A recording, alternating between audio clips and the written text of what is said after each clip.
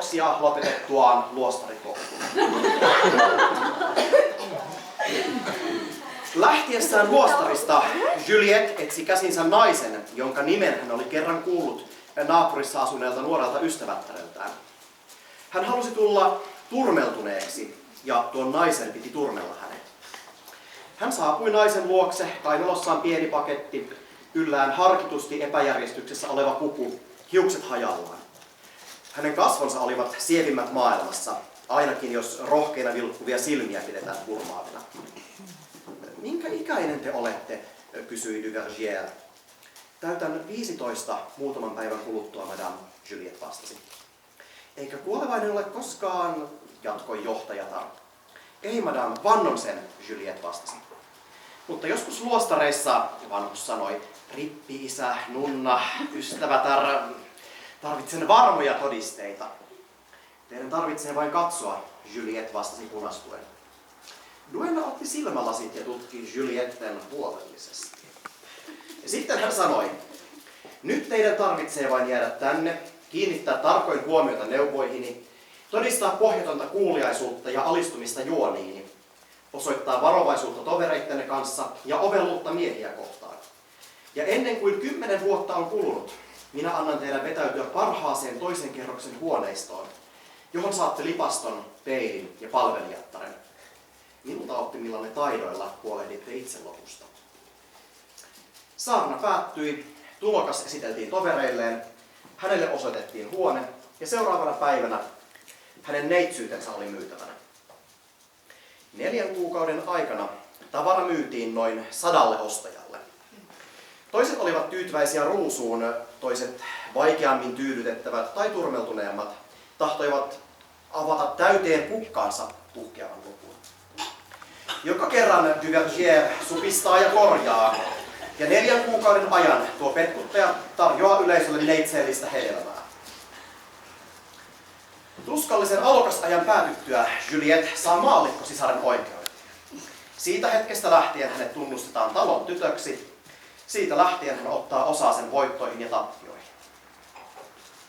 Ja seuraa uusi oppiaika.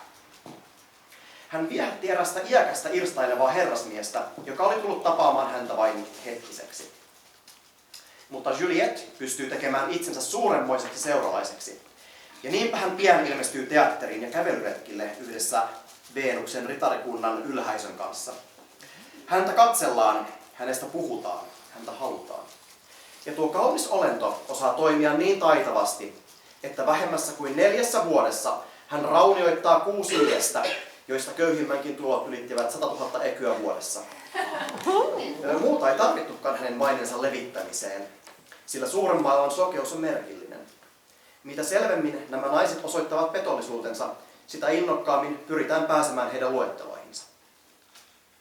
Juliette oli juuri täyttänyt 20 vuotta, kun L'Orange Gravy, anjulainen aatelismies, joka oli noin 40-vuotias, joutui siinä määrin hänen lumoihinsa, että päätti antaa hänelle nimensä. Hän antoi tytölle 12 000 livren vuositulot ja takasi hänelle loput omaisuudestaan, jos hän kuolisi ennen tyttöä. Silloin onneton Juliette, joka oli huonojen neuvojen ja vaarallisten kirjojen turmelema, sai rikollisen ajatuksen lyhentää puolisonsa elinaikaa. Kun inhottava suunnitelma oli hänen mielessään syntynyt, hän helli sitä. Hän luitti sitä niinä vaarallisina hetkinä, jolloin mikään ei vastusta lujien päätösten häikäilemättömyyttä. Mutta valitettavasti tästä edetään vieläkin pidemmälle. Onneksi Madame de L'Orange toteutti aikeensa niin taitavasti, että hän vältti kaikki syytökset ja hän hautasi kaikki jäljet tuosta hirvittävästä teosta, joka saattoi Gravyn hautaan. Saatuaan jälleen vapautensa ja lisäksi kreivittären arvon, Madame de L'Orange palasi vanhoihin tapoihinsa. Mutta koska hän uskoi olevansa jotain erikoista, hänen käyttäytymisensä ei enää ollut yhtä säädytöntä. Hän ei ollut enää pelkkä ilotyttö, vaan rikas leski, joka järjesti mainioita illallisia ja jonka luokse hovin jäsenet ja kaupungin ylhäisön edustajat saapuivat erittäin mielellään. Hän oli sanalla sanoen säädyllinen nainen, joka kuitenkin oli valmis lähtemään vuoteeseen 200 luilla ja joka 500 antautui kuukaudeksi. Aina 6.3. ikävuoteensa saakka Madame de Losange teki loistavia valloituksia.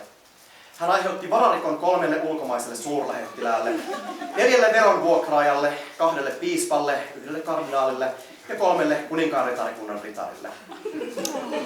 Mutta Ylen harvinaista on, että joku lopettaa ensimmäisen rikoksen jälkeen, varsinkin kun se on onnistunut hyvin. Ja niinpä onneton Juliette tahrasi itsensä vielä 2 entisen kaltaisella rikoksella. Ensin varastaakseen eräältä rakastajaltaan huomattavan summan rahaa, sitten saadakseen haltuunsa 100 000 frangin perinnön, jonka eräs hänen rakastajistaan oli testamentanut hänelle. Näiden kauhutekojen lisäksi Madame de Losange syyllistyi 3 tai 4 lapsen murhaan. Pelko kauniiden kasvojensa turmeltumisesta, halu salata kaksoisjuonittelu, kaikki sai hänet kätkemään poveensa todisteet turmeltuneisuudestaan. Mutta eivät nämä salatut rikokset, eivätkä muut paheet estäneet tätä älykästä ja kunnianhimoista naista löytämästä päivittäin uusia narreja. On siis totta, että menestys saattaa seurata huonointa käyttäytymistä. Ja että keskellä epäjärjestystä ja turmelusta kaikki se, mitä onneksi nimitetään, saattaa virrata yltäkylläisenä elämään. Mutta älköön tämä julma ja kohtalokas totuus pelästyttäkö meitä. Älköön esimerkki hyvettä kaikkialle seuraavasta onnettomuudesta kiusatko rehellisiä ihmisiä.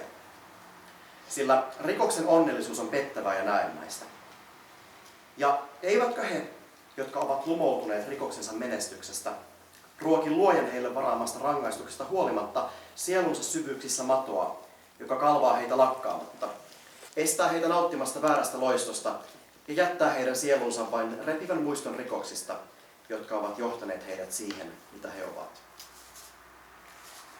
Hyvät naiset ja herrat, olemme siis esittäneet vaarallisen, mutta hyvin moraalisen esimerkin siitä, kuinka turmeltuneisuus saattaa korruptoida kenet tahansa, varsinkin 15-vuotiaat neitsyöt luostani koulussa.